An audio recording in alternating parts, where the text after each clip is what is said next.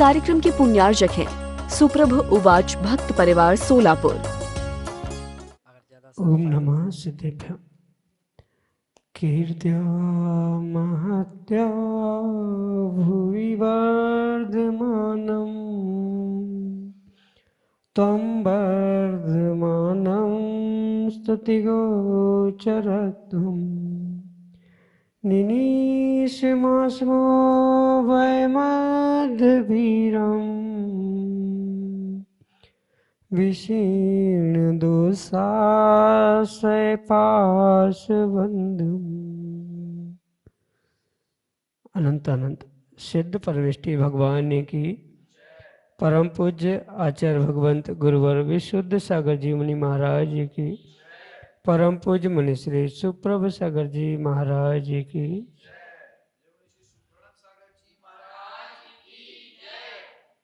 समीचीन विकल्पों का सम्यक समाधान। सम्यक ज्ञान की वह अनुपम विधा जिसके माध्यम से हम सभी अपने मन को निर्विकल्पता की ओर ले जा रहे हैं और निर्विकल्पता ही शाश्वत सुख है। और उस निर्विकल्पता को प्राप्त कराने का एकमात्र कार्यकारी उपाय समीचीन विकल्पों का सम्यक समाधान, जो कि हम सभी प्रतिदिन परम पूज्य मुनि श्री सुप्रभ सागर जी महाराज के मुखारविंद से प्राप्त कर रहे हैं। देश के विभिन्न प्रांतों से अनेकानेक समीचीन विकल्प हमें यहाँ प्रतिदिन प्राप्त हो रहे हैं और परम पूज्य मुनि श्री आगम के परिप्रेक्ष्य में उनका हम सबको सम्यक समाधान प्रदान कर रहे हैं। प्रारंभ करते हैं आज का सम्यक समाधान। और आज का पहला विकल्प जयपुर राजस्थान से नेमीचंद छावड़ा परम पूज्य मुनि श्री के चरणों में बारंबार नमोस्तु निवेदित करते हुए अपना समीचीन विकल्प रख रहे हैं कि महाराज जी, जिनवाणी का यह कथन है कि सभी जीवों का मरण उनकी आयु कर्म के क्षय से होता है, लेकिन महाराज श्री कई बार उनके उन जीवों की अकाल मृत्यु भी देखी जाती है, तो क्या वह आयु कर्म के क्षय से ही होती है? हमारे समीचीन विकल्प का सम्यक समाधान करने की अनुकंपा करें। नमोस्तु महाराज जी, नमोस्तु। ओम नमः सिद्धम। परम पूज्य आचार्य भगवान गुरुवर विशुद्ध सागर जी महाराज जी की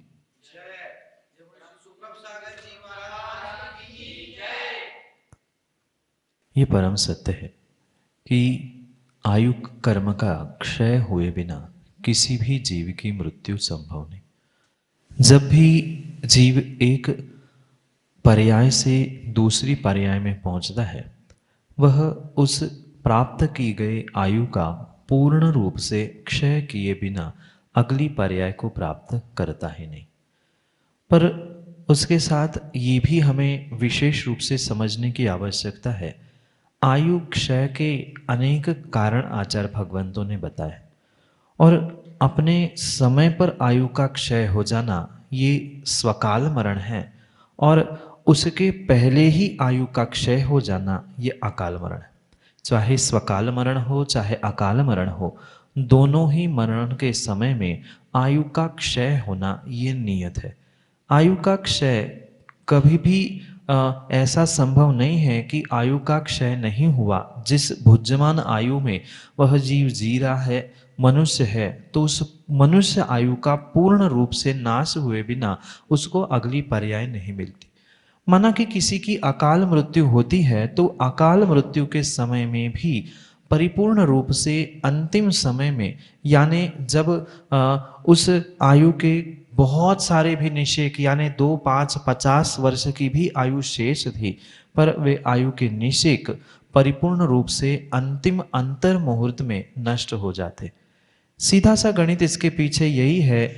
माना कि किसी व्यक्ति की 100 वर्ष की आयु थी और 50 वर्ष में कुछ ऐसा कारण मिला जिसके द्वारा उसकी अकाल मृत्यु होने वाली, और जैसी ही मृत्यु होने वाली थी उसके अंतर मुहूर्त पूर्व यानी 48 मिनट पहले ही वह उस आयु कर्म की क्षपणा करना प्रारंभ करता है और इसी कारण से उसे अकाल मरण कहा है। जैसे विष का ग्रहण करना, रक्त का स्त्राव हो जाना, भोजन पानी आदि छोड़ देना, ऐसे कारणों से जो कुछ काल बाद होने वाली मृत्यु थी, कुछ समय बाद आने वाला मरण था, उसे पहले ही जो स्वीकार किया जा रहा है या उसे पहले ही प्राप्त किया जा रहा है, किसी का एक्सीडेंट के द्वारा हो या विष जहर आदि खाने से हो या अन्य किसी भी कारण से हो, वह अंतिम अंतर मुहूर्त में बचे हुए पूरे आयु के निषेक यानी आयु कर्म की जो शेष द्रव्य स्थिति बची थी उसको वह तीव्रता के कारण यानी जो संक्लेशता अंतिम समय में होगी,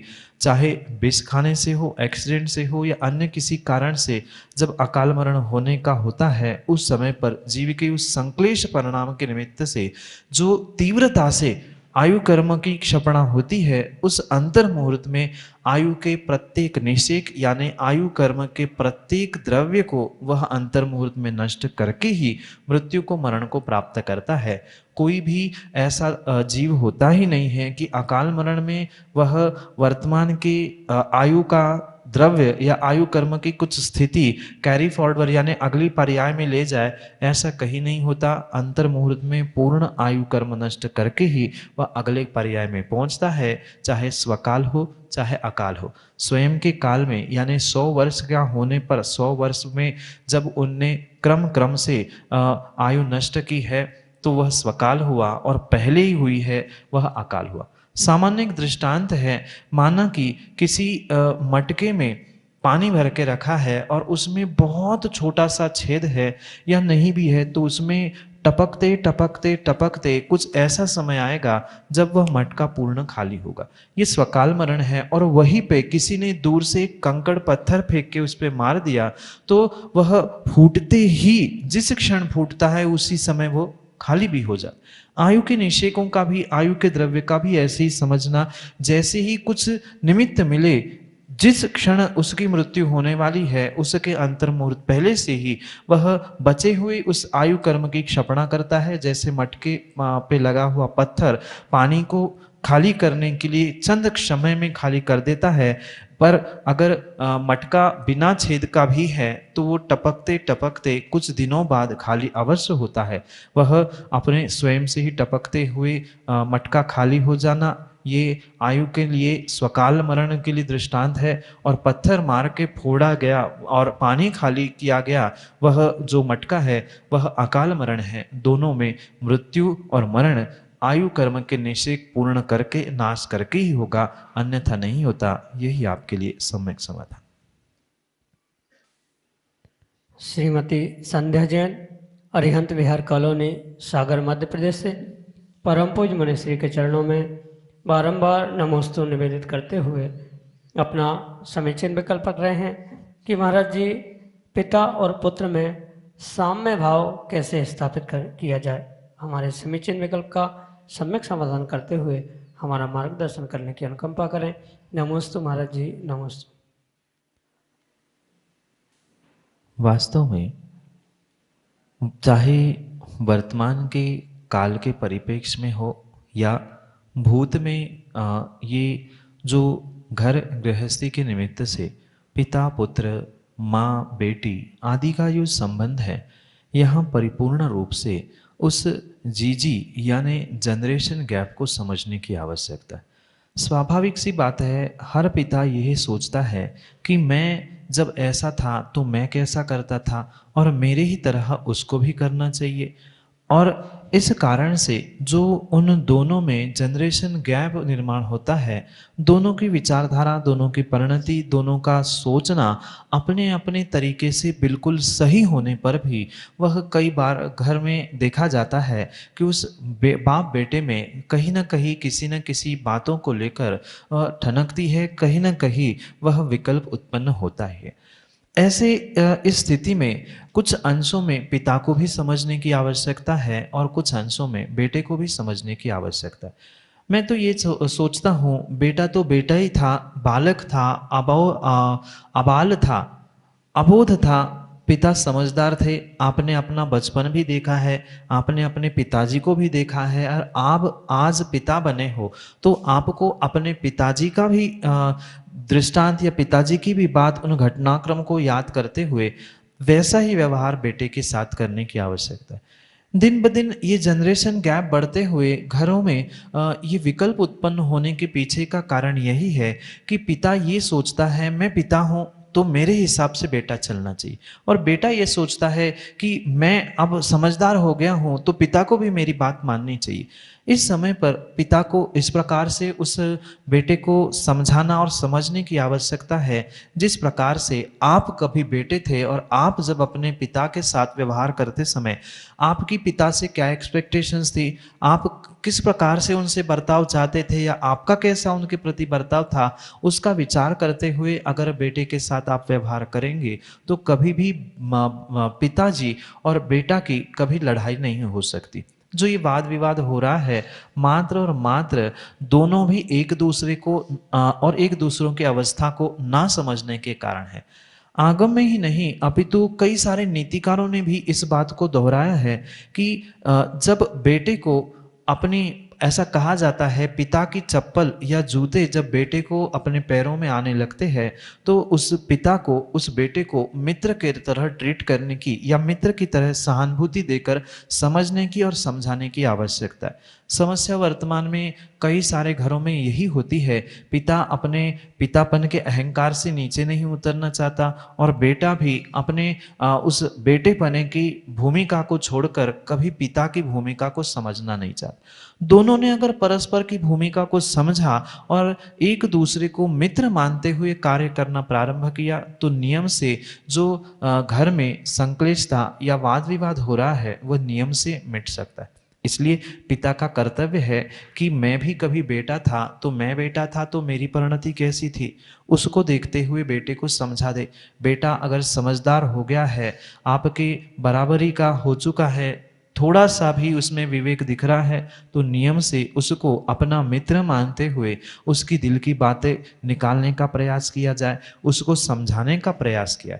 हमेशा अगर माता पिता उन बच्चों को गुरु बन के या बहुत बड़ा व्यक्ति बन के समझाने का प्रयास करेंगे तो वह जीवन में कभी भी सुधरने वाला नहीं है। एक बात बहुत अच्छे से माता पिताओं को ध्यान में रखने की आवश्यकता है। माता पिता ये सोचते हैं कि मैं बच्चों को डांट के फटकार के अपने अंडर रख लूंगा, ये कतई संभव नहीं है। माता पिता अगर वास्तव में समझदार है तो उन्हें डांट डपट कर या फटकार कर कभी भी अपने अंडर या उसे व्यवस्थित नहीं कर सकते, जितना आप उसे समय की बात समझा कर व्यवस्थित कर सकते। जो भूल आपके पिताजी ने आपके साथ की थी वही भूल अगर आप अपने बेटों के साथ करोगे तो कभी भी वह घर परिवार सुखी हो नहीं सकता। इसलिए कभी हम लीड से हटकर या परंपरा रूढ़ियों से हटकर वास्तविकता को समझते हुए कभी बेटे की भी बात समझनी होगी, कभी बेटे को भी पिता की मान स्वीकार करनी होगी। वह बेटा तो ऐसा कहते ही है, बाप शेर तो बेटा सवा शेर, वह एक कदम आगे ही आने वाली पीढ़ी मिलेगी। इसलिए ये गहरा निर्णय करना होगा कि बेटे के प्रत्येक कार्य में अनावश्यक टोकना नहीं, उसको कुछ हद तक अपने आप में स्वतंत्रता देने की आवश्यकता है क्योंकि अब वो बड़ा हो गया है। पर स्वतंत्रता का अर्थ स्वच्छंदता भी नहीं है। उस पर भले ही हम डायरेक्ट अंकुश नहीं लगा पा रहे हैं, उसे डायरेक्ट संभाल नहीं पा रहे हैं, तो उसको मित्रों के द्वारा समझाया जाए। उसका जिसकी वो बात मानता है उसको समझा के आप उसको समझाने का प्रयास करें। इन कार्यों से परिपूर्ण रूप से बाप और बेटे का, पिता और बेटे का जो संबंधों में क्लेश और संक्लेशता दूरियां बढ़ रही है वह नियम से कम होने की संभावना हो सकती है। इसलिए कुछ हद तक बेटे को भी पिता की भूमिका को समझना होगा, पिता को भी बेटे की भूमिका को समझना होगा। जब जब बेटा या बालक अपनी अपनी उम्र में होता है उसे दूसरे का भान नहीं होता, पर वही बेटा जब पिता बनता है तब उसको अपने पिता की उन बातों को जिसको वो गलत मानता था वो भी अपने आप को समझदार इसे उसको समझने लगता है। इसी प्रकार से कुछ अंशों में बेटों को समझाते हुए, कुछ अंशों में स्वयं को समझाते हुए अगर पिता ने बड़प्पन दिखाया तो कभी भी उसमें घर परिवार में उस पिता और बेटे की लड़ाई, संक्लेशता, वाद विवाद होते हुए नहीं देखने में आएगा।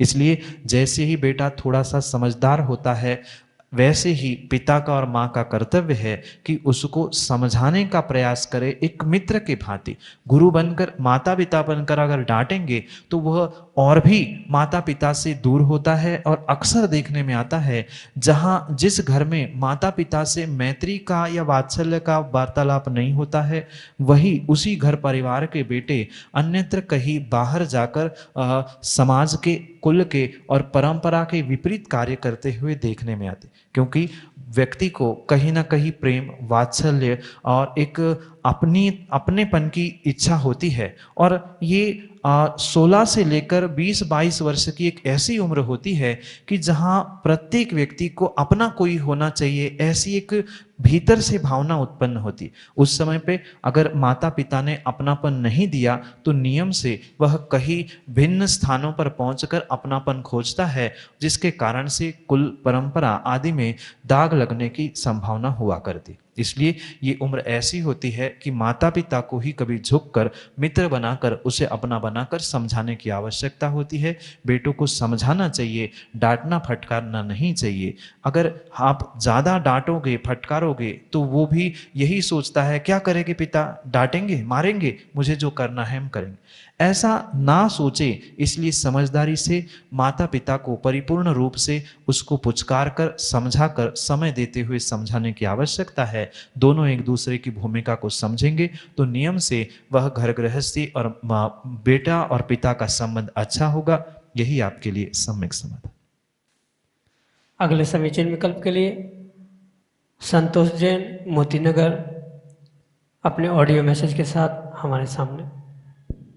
मैं संतोष जैन, मोदीनगर से दोनों महाराजों के चरणों में बार बार नमोस्तु।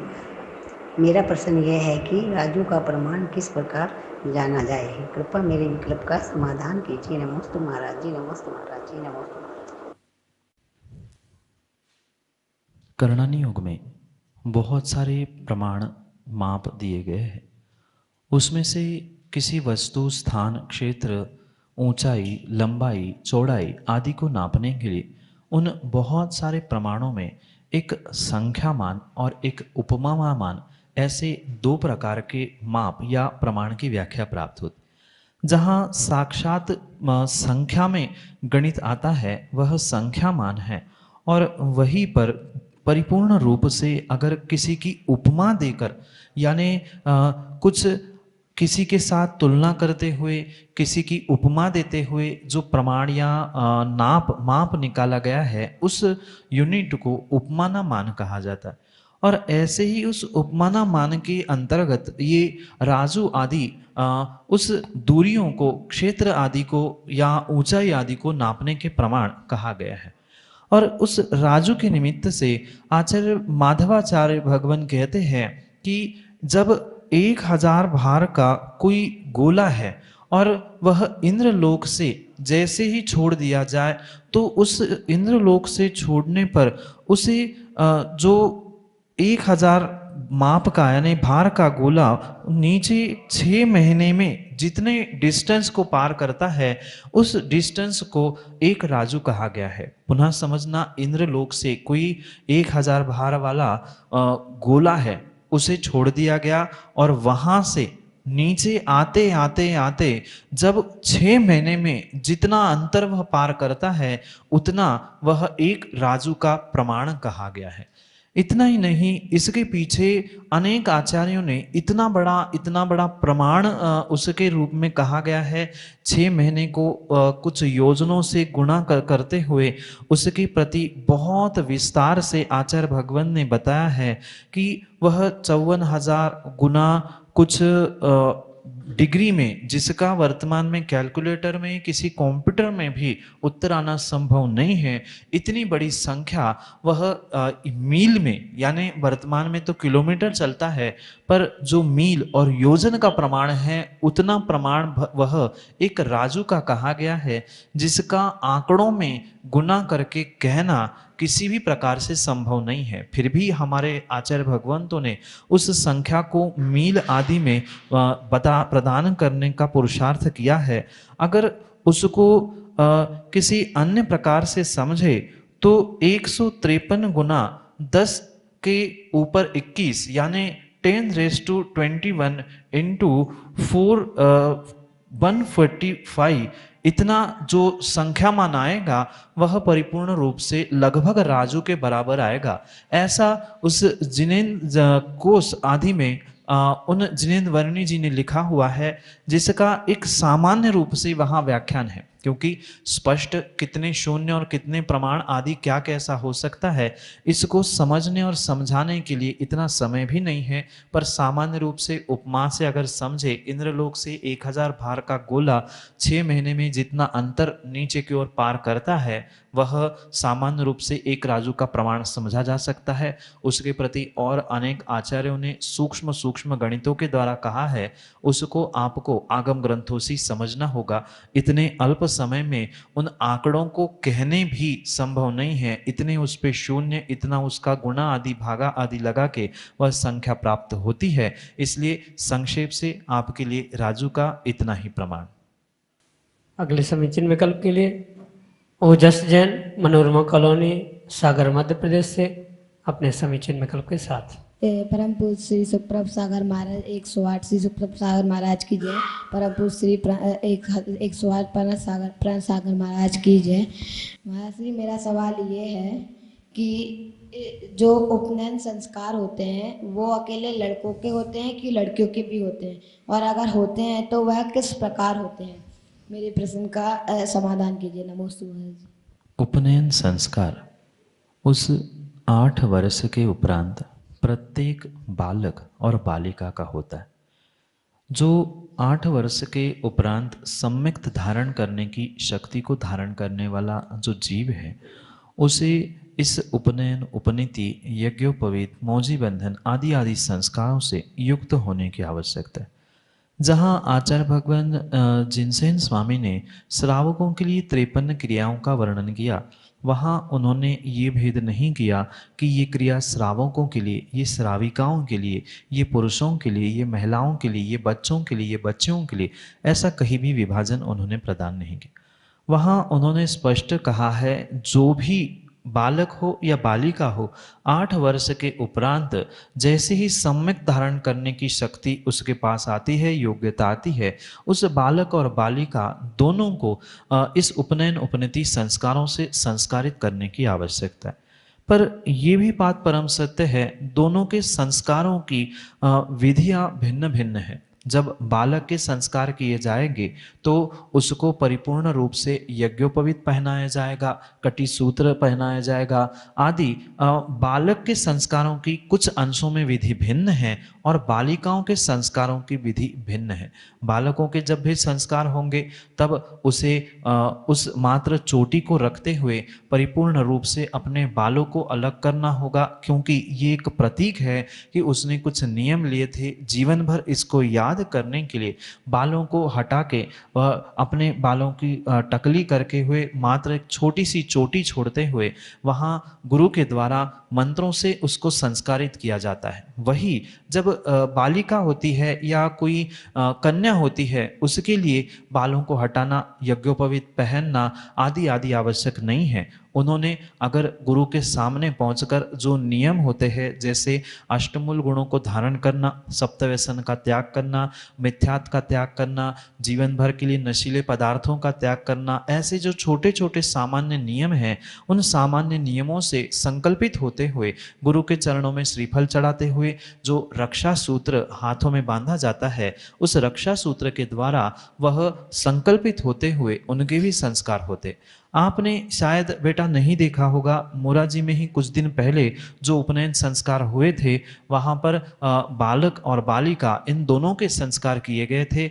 बालकों को यानी बच्चों को उनके माथे पर संस्कारित करते हुए नियम दिए गए थे और बालिकाओं ने परोक्ष रूप से श्रीफल चढ़ाते हुए बहनों के द्वारा रक्षा सूत्र आदि पहनकर अपने उस संस्कारों को प्राप्त करते हुए जीवन उद्धार का मार्ग प्रशस्त किया था। इसलिए दोनों को संस्कार ग्रहण करने की आवश्यकता है और यही आगम का वाक्य है। इसलिए इस आगम की विधि को समझते हुए परिपूर्ण रूप से ये निर्णय करना होगा कि बालक और बालिका दोनों के लिए संस्कार देने योग्य है, ऐसा नियामक कहीं नहीं है कि मात्र बालकों को दिए जाए, पर अंतर मात्र इतना है कि बालकों के संस्कार भिन्न प्रकार से और बालिकाओं के संस्कार भिन्न प्रकार से किए जाते हैं, पर दोनों की सम्यक प्राप्त करने की योग्यता होने से 8 वर्ष के उपरांत दोनों को इन नियमों के साथ संस्कारों को ग्रहण करने की आवश्यकता है। यही आपके लिए सम्यक समाधान। जय जन बंधु, आप हम सभी लाभ ले रहे थे समीचीन विकल्पों का सम्यक समाधान इस बहुचर्चित कार्यक्रम का। अगर आप चाहते हैं आप इस कार्यक्रम से जुड़ना और आपके मन में उठने वाले विकल्पों को शांत करना चाहते हो तो हमारा व्हाट्सएप का नंबर 8707548811। मैं नंबर रिपीट करता हूँ 8707548811। नीचे पट्टी पे भी यह नंबर चल रहा है, आप उसके माध्यम से अपना विकल्प हम तक पहुंचा सकते हो। ऑडियो मैसेज का भी आप प्रयोग कर सकते हो, टेक्स्ट मैसेज का प्रयोग कर सकते हो, या आप अपना सवाल लिख के उसका फ़ोटो निकाल के भी आप हम तक पहुंचा सकते हो। samyak.samadhan@gmail.com यह हमारी ईमेल की आईडी है। आप उस ईमेल के आईडी का प्रयोग करते हुए भी अपना विकल्प हम तक पहुंचा सकते हो। प्रतिदिन यह कार्यक्रम 5:13 पे सुप्रभ उवाच यूट्यूब चैनल से प्रसारित होता है। सुप्रभ उवाच यूट्यूब पे सर्च करें या मुनि सुप्रभ सागर जी यूट्यूब पे सर्च करें। सुप्रभ उवाच की आपको लिंक मिलेगी या आपको चैनल का नाम दिखेगा, उसको सब्सक्राइब करें एवं बेल आइकन को प्रेस करें ताकि आपको उसके नोटिफिकेशन प्राप्त हो, और जो भी चीज़ वहाँ अपलोड होती है उसका आपको याद रखने की जरूरत नहीं, वो यूट्यूब अपने आप नोटिफिकेशन आप लोगों को भेजता जाएगा। प्रतिदिन सुविशुद्ध ज्ञान धारा का आयोजन सम्यक समाधान के माध्यम से हो रहा है। सम्यक समाधान में 5:13 पे 3 सवाल पूछे जाते हैं, उसके जवाब आपको 1 घंटे के भीतर 6:15 बजे तक हमारे व्हाट्सएप के नंबर 8707548811 इस पे भेजने होते हैं। सही जवाब आने पे लकी विजेताओं को राशि से पुरस्कृत किया जाएगा। आज के लिए इतना ही। मुनिषी के चरणों में त्रिवार बार नमोस्तु करते हुए आज के इस कार्यक्रम को यहीं पे विराम देते हैं। नमोस्तु नमोस्तु नमोस्तु। इस कार्यक्रम के पुण्यार्जक हैं सुप्रभ उवाच भक्त परिवार सोलापुर।